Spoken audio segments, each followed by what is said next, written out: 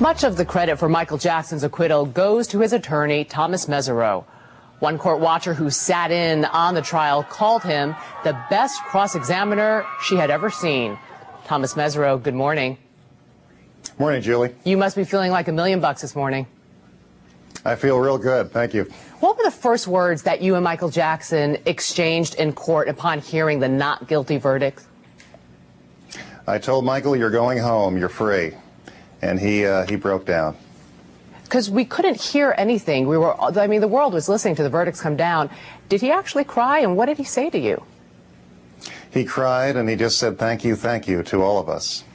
And he's a wonderful person, and he's innocent, and I'm so happy he's home with his children. Since leaving the court yesterday, have you talked to Michael Jackson again? And is there anything that he wants the public to know this morning? No, I went to Neverland yesterday, spent time with he and his children and his family. It was a lovely get-together. Everybody said a prayer to God in gratitude.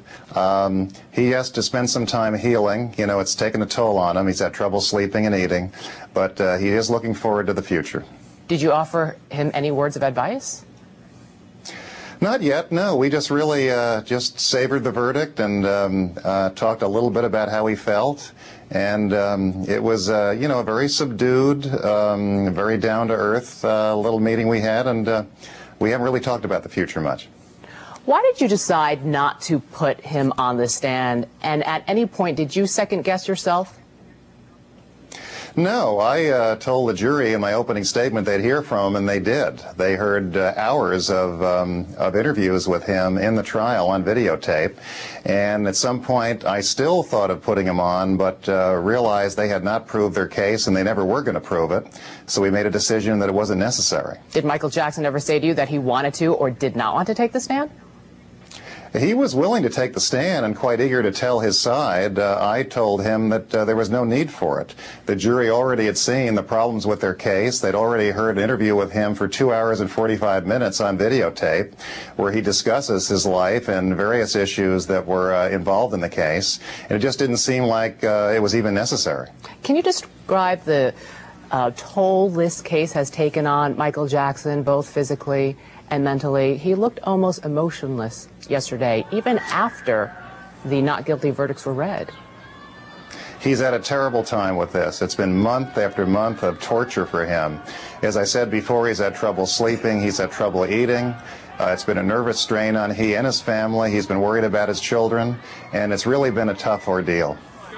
Tom, how concerned are you and how concerned is Michael Jackson about the possibility of a civil case following this? We haven't even talked about that possibility. We really didn't talk much about the trial at all yesterday. But if somebody takes a civil case and tries to go for it, we'll defend, and they'll lose again. All along, most people who sat in on the court, in the courthouse, said that this jury was just so difficult to gauge. They had no idea which way they were leaning. After 7 days of deliberations and 30 hours in the deliberating room, when you heard the news that a verdict was in, what did you think? I always thought it would be a not guilty verdict. I always had a very good feeling about these jurors. I felt they were very independent-minded, very courageous, and very honorable people. And I like their community. I love Santa Maria, the nicest people in the world. And I was always very confident that this jury was taking it very seriously and would follow the law and do what was right. In your career, where do you rank this case?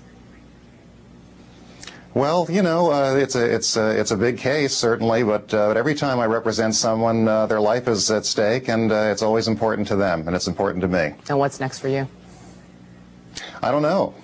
I got to get some sleep, I guess. I think so, and I'm sure the phone is ringing off the hook. Thomas Mesereau, thank you. Thank you for having me. I appreciate it.